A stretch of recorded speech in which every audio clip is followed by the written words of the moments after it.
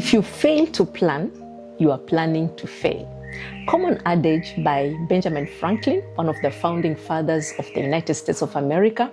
Though he never became president, he was president of the Supreme Executive Council of Pennsylvania in the 1700s. Hello and welcome to today's episode of Candid Talks. We are talking about HR forecasting and planning and the perils of not forecasting and planning for your HR.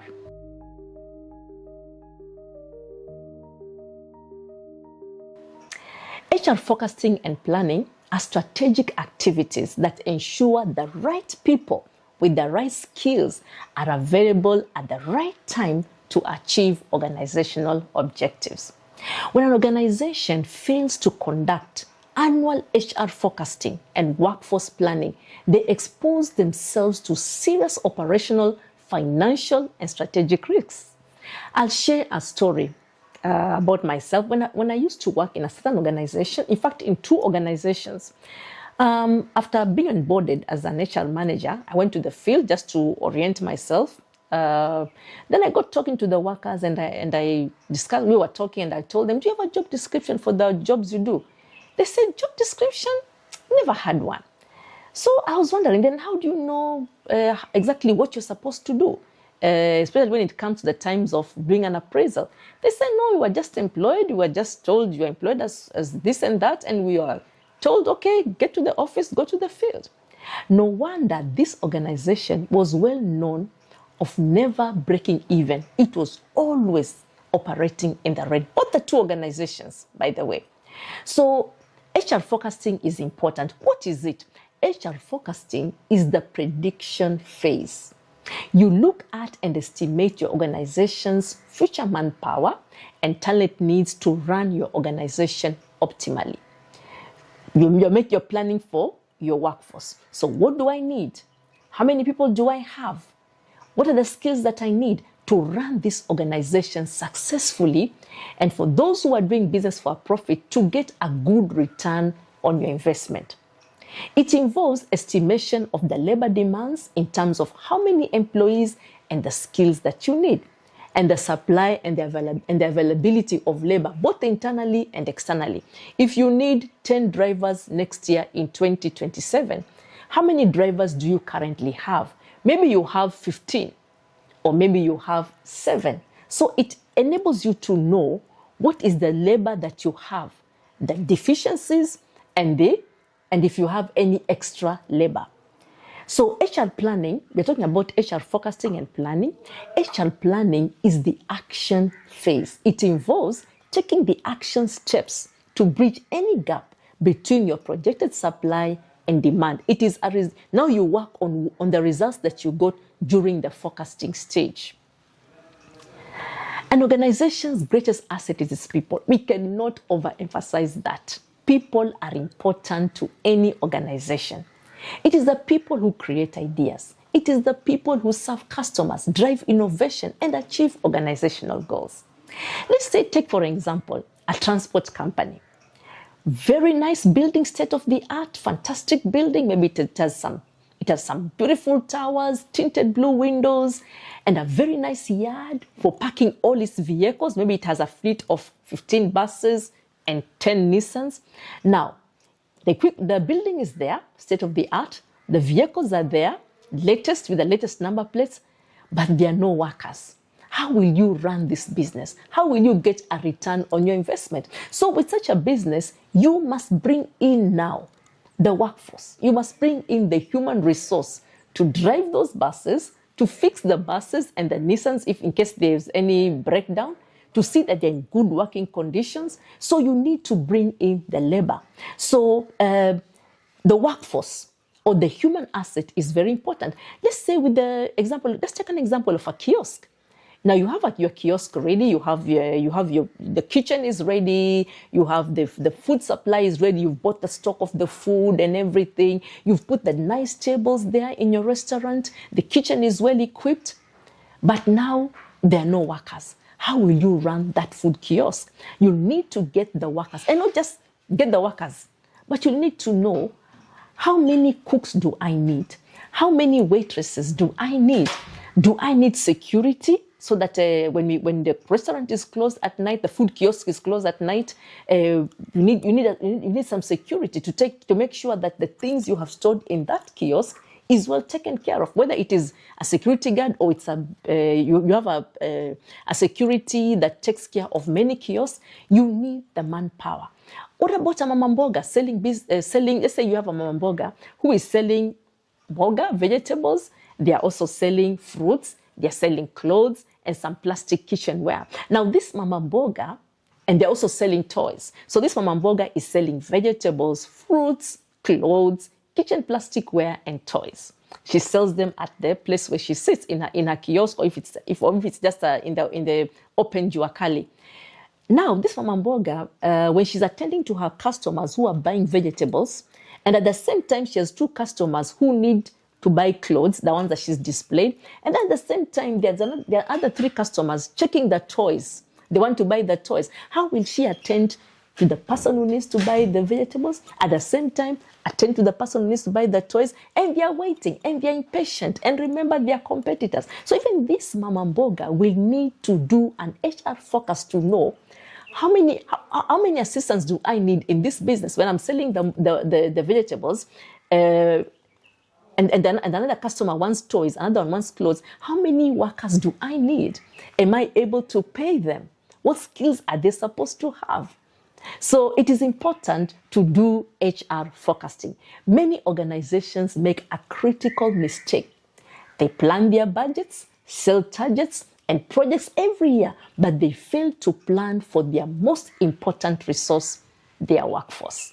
One of the biggest consequences of poor HR planning is finding yourself without the skills needed to achieve business objectives.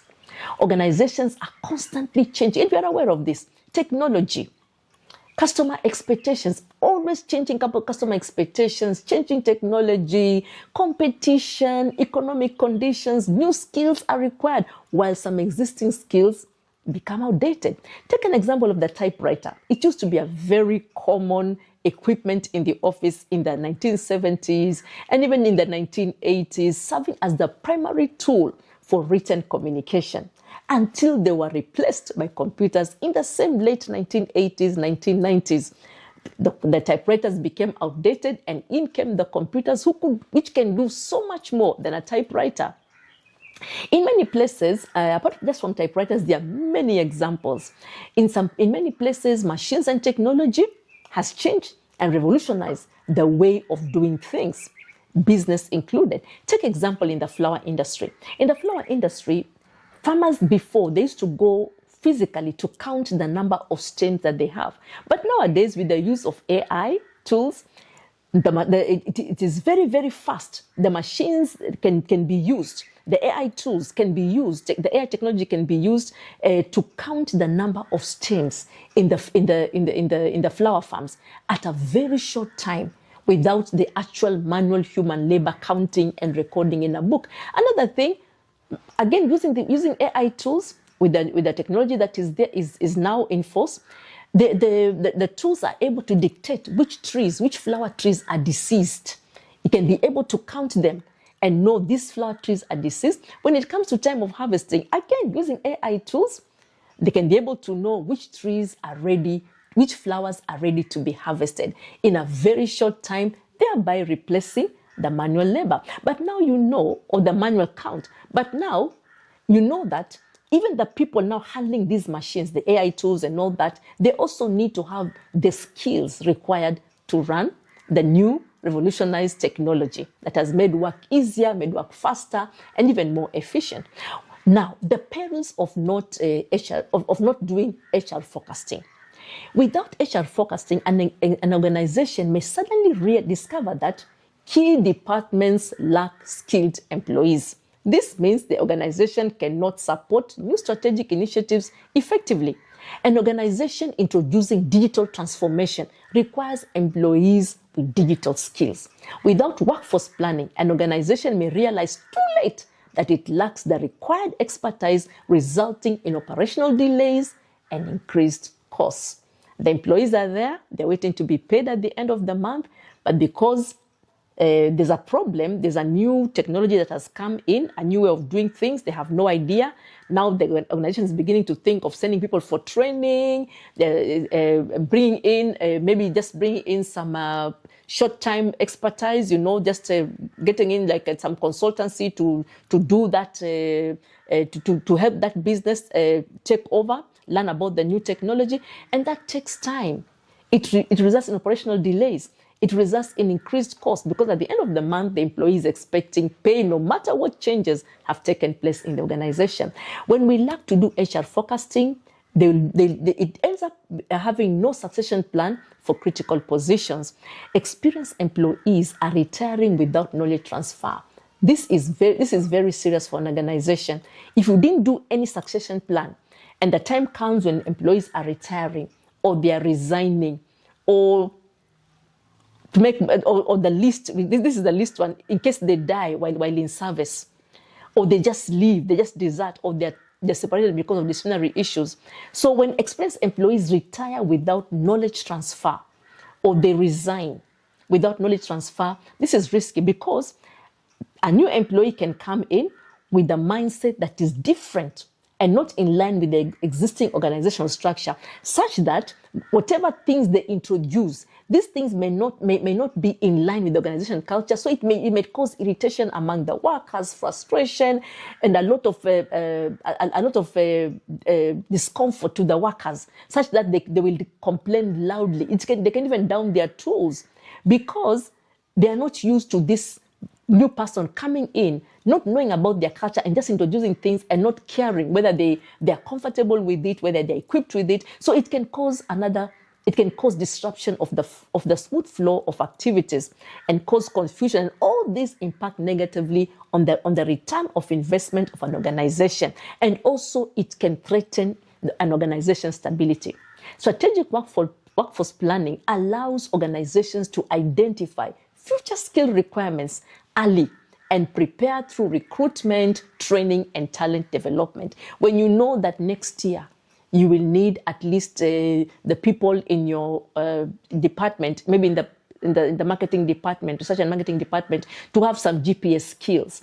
When you realize it now in 2026, when you're doing your HR focusing, maybe in the month of October, November, and December, when you realize that this skill is needed, it will be very essential even to do mapping of in line with your business, concerning where your business is. And then you realize that this skill is needed. Now, when you realize early in October 2026, you can now plan that you send your people in the research and marketing department for training on these skills that they can have it. Come next year, they are able to go to the field and they are able to make sure that operations are going on well and the organization is continually moving forward successfully in achieving its organizational objectives. So strategic workforce planning, it helps you to detect early future skill requirements and to take appropriate action. Effective HR forecasting also enables an organization to anticipate vacancies, and recruit strategically rather than operating in crisis mode. You will know early what are some vacancies that might occur, and when you know that, you recruit early, such that you're not left with a gap, and then you start operating in crisis mode, even going out there and recruiting people who are not well equipped to run your business successfully. So and another thing that organizations need to be very, very careful about is causing workers to multitask and then overworking. Two employees leave, you say the remaining 8, reassign them the jobs of the 2 that left, they'll just multitask. Now, such can lead to overwork on the part of the workers. So the employees will constantly feel overwhelmed and they may eventually leave because of fatigue. They may suffer burnout. And if peradventure, if they were to leave, they would take the valuable knowledge and experience with them, such that when you recruit afresh, you now again have to orientate your new workers, let them now get to know how the company does things. And this takes time. It takes time, and time is money in an organization. There's danger of accidents. If you overwhelm your workers, you say we will not increase, we will not recruit, we'll just work with the people we have. they might not even have the skills for the particular jobs that left, for the particular talent that left. So it can cause danger of accidents, burnouts, increased turnover, and loss of valuable talent. Low morale. The workers can also have low morale because now they are overworked, they are underpaid. They have no time to spend with their families. They're always at work. There's risk of extreme fatigue, whereby if one has to do a shift, he has no reliever, he does the same, he continues doing the shift, he's working 24 hours, he can fall asleep, he's handling a dangerous equipment at work. All those problems that can cause accidents and serious litigations for the company. So low morale on the part of the workers affects the working environment. So the work environment needs to be kept positive. We need to ensure that we keep a positive working environment for the workers, whereby the workers are happily going about their duties, knowing that they have a voice when they speak, they are heard, when they raise their concerns, that their concerns are dealt with, or they have constant dialogue with their superiors at the workplace, so they can continue working well, for the company to be able to continue getting maximum returns for on the investment it has made in the business. HR planning helps organizations to maintain a healthy balance between business demands and employee capacity. Every business owner needs to know for sure how many people he needs in his or her business for it to operate effectively and give a good return in relation to what has been invested or continues to be invested in the business. Get rid of excess workers who stretch the payroll budget for doing work that does not add value or who don't work at all. I used to work in an organization whereby quite a number of people, when I joined that organization, and having worked there for about a month or so, and keeping a keen eye on the workforce, I noticed, look at the attendance register, a number of people were not coming to work. You find that in a month, some few people have come, or quite a number of people have not come to work, or they've just come to work for like a week. Maybe they come for 3 days and then they're away for another 3 days. It was a company where we worked 6 days in a week. So in a month, you find like about 3/4 of the workforce have come to work like thrice in a week. Sometimes one misses a whole week.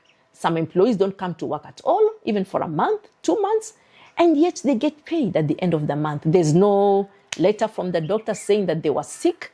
The supervisor cannot account for them not being at work. Some of them were his friends. I came later on to learn. So we stamped down on it. We said, no, every employee must come to work and the register must be filled before 9 o'clock and submitted to the HR office so we can check on their attendance. And this creates a lot of turmoil, a lot of animosity from the workers, especially those who are used to working like, let's just say 10 days in a month, and the rest of the time they're at home. And the company kept on struggling to meet budget. It kept on struggling to meet payroll. But it was because most of the workers were at home. They were not working.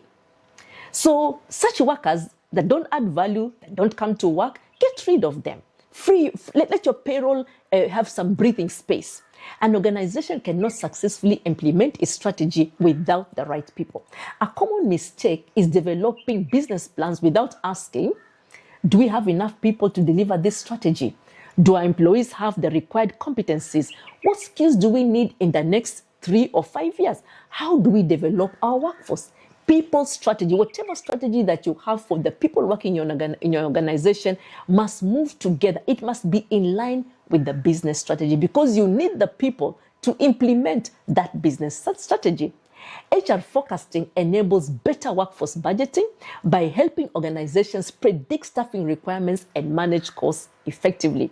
As we come to winding up this discussion today, it will be proper for us to note that without proper forecasting, organizations may experience unplanned recruitment costs because you are not expecting people to leave. Now they have left.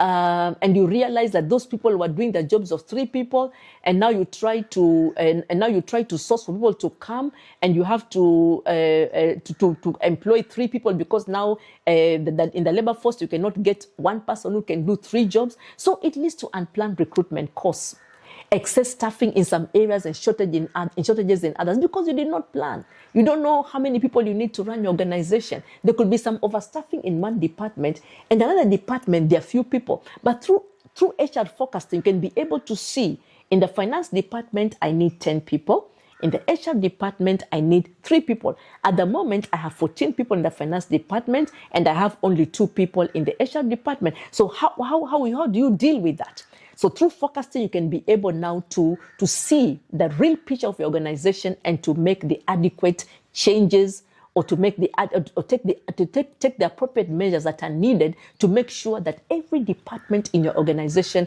operates optimally.